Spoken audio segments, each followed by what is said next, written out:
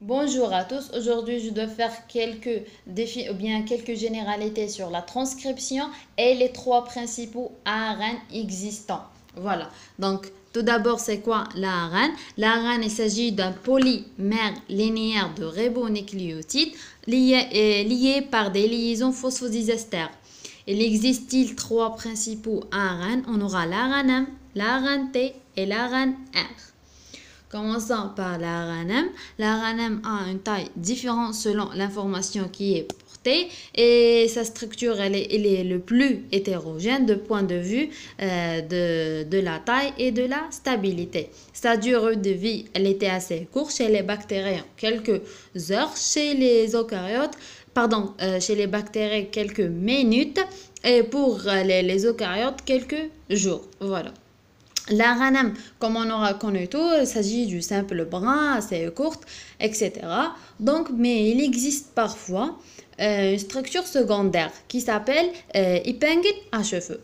Voici la structure secondaire. Cette structure-là, elle était formée, c'est l'ARN, elle est assez lente. Donc, y a-t-il une petite distance entre des nucléotides qui sont complémentaires, former les deux brins hybrides ou bien une hybridation et termine par une boucle qui n'a pas une complémentarité entre les nucléotides. Donc, voici cette structure-là. Elle s'appelle épingle à cheveux. Passons maintenant à la fonction de l'ARN. L'ARN, c'est un message. Il transporte l'information depuis le gène vers la machinerie de la synthèse de protéines, c'est le ribosome. Voilà, la séquence de base, elle constitue le message. Donc, le codon de ce message-là, elle comporte 3 nucléotides. On dit un codon. Voilà. Donc, pour la traduction de l'ARN en protéines, elle commence par l'extrémité 5' terminale. Donc, la plupart des ARN, elles comportent deux extrémités. Donc, les deux extrémités, elles existent chez tous les ARN. Mais la nommation, bien le nom de deux extrémités, 5' et 3', parfois, il s'appelle la coiffe. Et l'extrémité 3' s'appelle la queue. Que veut dire la coiffe et la queue? Donc la coiffe, elle comporte, ou bien elle s'appelle le 7 dans la position 7, 7-méthylguanosine triphosphate. C'est ça la coiffe. Dans l'extrémité 5'. 7-méthylguanosine triphosphate. 3 phosphates. Voilà. Cette coiffe-là, elle a une fonction qui permet la reconnaissance de l'ARN, elle protège contre les nucléases, etc. Donc, aussi, on aura la queue. La queue, elle se forme dans l'extrémité 3' des poly AAA. Sa fonction est la stabilité de l'ARN et protéger contre les nucléases. Voilà. Passons à l'ARN T. Voilà. Donc, l'ARN T ou bien l'ARN de transfert, elle est beaucoup plus stable et sa demi-vie, elle était assez lente par rapport au l'ARN. Sa fonction est véhiculer et transférer les acides aminés au niveau du cytoplasme vers le ribosome pour la traduction. Voilà, elle n'a aucun rôle au niveau du transcription. Voilà, la chaîne de l'ARN T elle se replie et donne une forme de trèfle. Voici la forme du trèfle du l'ARN T. Donc, cette trèfle-là, elle comporte 3 boucles. Il y a aussi une complémentarité là. Et il y a des boucles qui comportent des nucléotides. On dit des nucléotides non appareillés. Que veut dire? Il s'agit des nucléotides à autre base inhabituelle. Voilà, elles forment des boucles. C'est ça la forme de trèfle. Donc, y a-t-il au niveau de l'extrémité 3', 3 bases CCA, 3 nucléotides CCA, de base CCA. Voilà, ces 3 nucléotides-là, c'est le site de liaison des acides aminés. Il y a des liaisons covalentes. Voilà. Et dans cette boucle-là, au niveau du centre, y a-t-il aussi 3 nucléotides, on appelle les anticodons.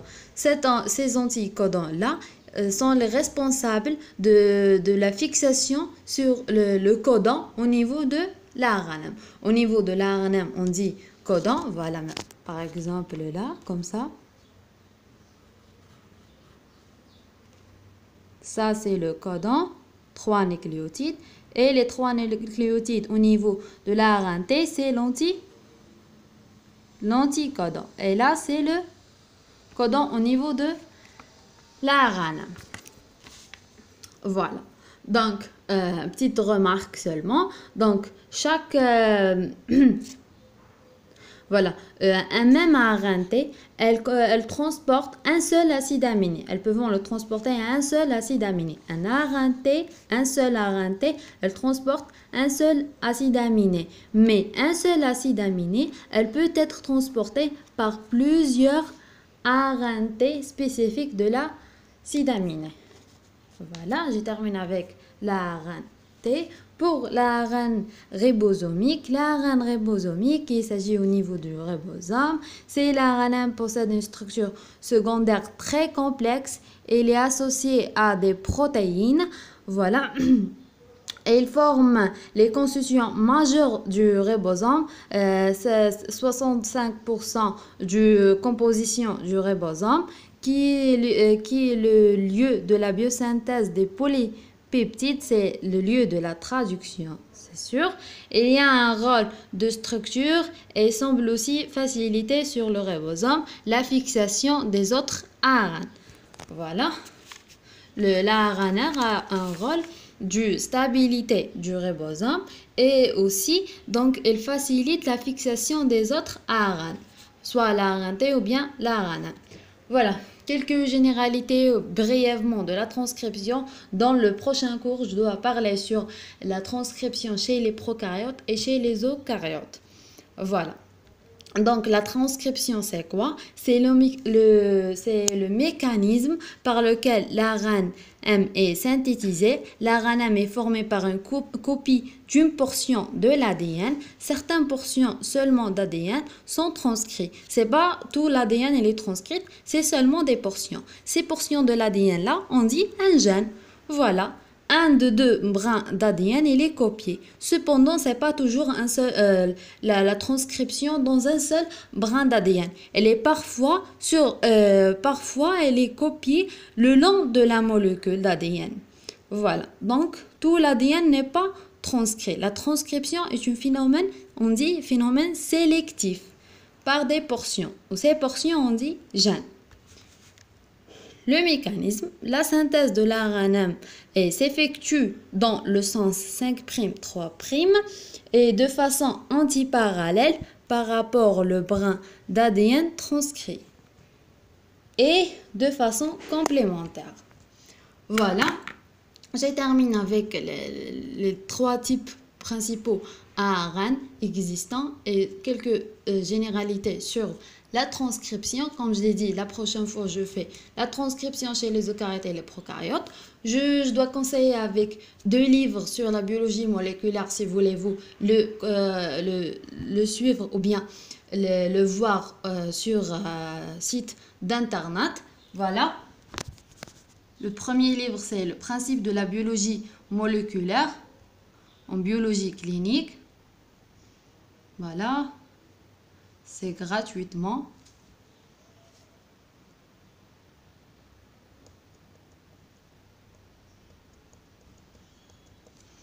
Voilà. Et le deuxième livre, c'est la biologie moléculaire, biochimie des communications cellulaires.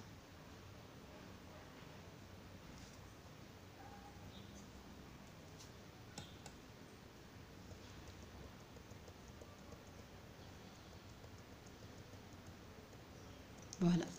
Merci pour votre attention. Si vous avez des questions, n'hésitez pas de me dire. Merci.